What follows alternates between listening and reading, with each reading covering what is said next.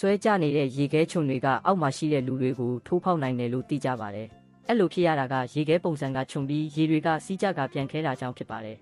။ရေခဲချုံရဲ့ထိတ်ကခြုံနေတဲ့အတွက်အေးပြီးအေးခဲတာကိုမြန်မြန်ဖြစ်စေပါတယ်။သူ့ရဲ့ခြုံနေတဲ့ပုံစံကိုလည်းမပျက်စီးစေပါဘူး။တကယ်လို့ထိတ်ကအရန်ခြုံပြီးလေးနေမယ်ဆိုရင်တော့ဒဏ်ရာကြီးကြီးမားရတာဒါမှမဟုတ်ပိုဆိုးတာတောင်ဖြစ်စေနိုင်ပါတယ်။လယ်သမားကကြက်တွေကိုမျက်မှန်တက်ပေးလိုက်ပြီးမျက်မှန်ကအရာအလုံးကိုအနီရောင်ပဲမြင်ရစေပါတယ်။တကယ်လို့ကြက်တကောင်ကအခြားကြက်တကောင်တွေးထွက်နေတာကိုမြင်မယ်ဆိုရင်တွေးထွက်နေတဲ့နေရာကိုလိုက်စိတ်နိုင်ပါတယ်။အဲ့လိုစိတ်တာမရက်ဘူးဆိုရင်အစိတ်ခံရတဲ့ကြက်ကတည်သွားနိုင်ပါတယ်။အကောင်ရည်များတဲ့အုပ်စုတွေမှာဆိုအဲ့ဒါကရန်စပေးတယ်လို့ဖြစ်စေပြီးတကောင်နဲ့တကောင်မွေးတွေဆွဲနှုတ်ကကြမ်းတမ်းစွာစိတ်စေနိုင်ပါတယ်။ဒါပေမဲ့သူတို့ကအနီရောင်မျက်မှန်တက်ထားမယ်ဆိုရင်တော့အရာအလုံးကိုအနီရောင်ပဲမြင်နေမှာဖြစ်ပြီးတွေးကိုလည်းမမြင်နိုင်တော့သလိုလိုက်စိတ်တော့မှလည်းမဟုတ်ပါဘူး။တန်းနဲ့ချီတဲ့အဲ့လိုမျက်မှန်တွေဟာကြက်တွေနဲ့အံဝင်ခွင်ကြဖြစ်ခဲ့ပေမဲ့လယ်သမားတွေကတော့အဲ့ဒီအစားကြက်တွေရဲ့နှုတ်သီးတွေကိုပဲဖျက်ပစ်ခဲ့ပါတယ်။